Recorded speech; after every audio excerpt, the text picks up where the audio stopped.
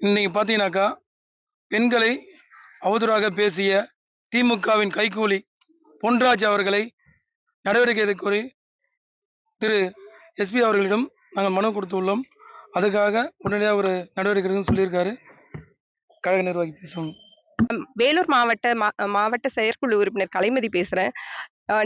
நேத்து தான் வந்துட்டு விஜய் அண்ணா வந்து சென்னையில வந்து அவதூறு பேசியிருக்காங்க டிவிகே லேடிஸை பத்தி. அதுக்காக நாங்க இப்போ வேலண்ணா எங்க மாவட்ட செயலாளர் வேல்முருகன் அண்ணா கூட வந்து இப்போ மனு கொடுத்துருக்கோம். எஸ்பி சார் வந்து சீக்கிரமா ஆக்ஷன் எடுக்கிறதா சொல்லியிருக்காரு. நேற்று எங்க தளபதி விஜய் அண்ணா கூட போய் நேற்று கம்ப்ளைண்ட் கொடுத்துருக்காங்க. சீக்கிரமா வந்துட்டு ஆக்ஷன் எடுப்பாங்கன்னு நம்புறேன்.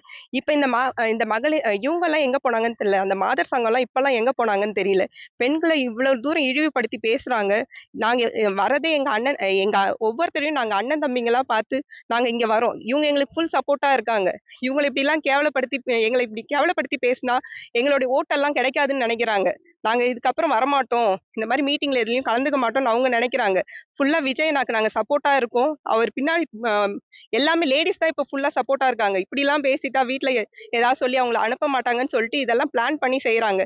இதுக்கெல்லாம் நாங்க அசர மாட்டோம். நாங்க இன்னமும் வந்துட்டு இன்னும் ஸ்ட்ராங்கா தான் நிப்போம். எல்லா லேடிஸுமே சேர்ந்து இதுக்கப்புறம் எவனாச்சும் இந்த மாதிரி ஒரு வார்த்தை பேசினானா நாங்க எங்களுடைய ஆக்ஷன் வேற மாதிரி இருக்கும். நாங்க வாயால சொல்ல மாட்டோம், அதை செயல்ல செஞ்சு கண்டிப்பா செஞ்சு காமிச்சிருவோம். இதுக்கப்புறம் எங்களை பத்தி யாரும் இந்த மாதிரி அவதூறு பேசக்கூடாது. பொன்ராஜ் அவரு பேசிருக்காருண்ணா. எங்க பேசுனீங்க? அது யூடியூப் கிங் 360 சேனல்ல வந்துட்டு பேசிருக்காரு.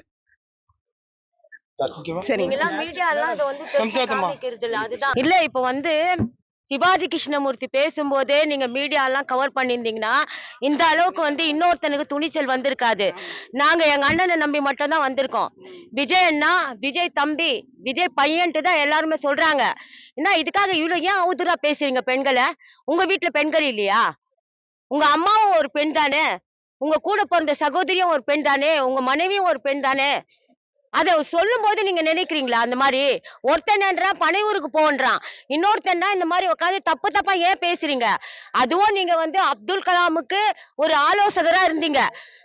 அவரோட பேரை கெடுக்கிற மாதிரி நீங்க இந்த மாதிரி பேசுறீங்கன்னா என்ன சார் அர்த்தம்? இதெல்லாம் படிக்காதவங்க யாராவது பேசினா பரவாயில்ல சார்.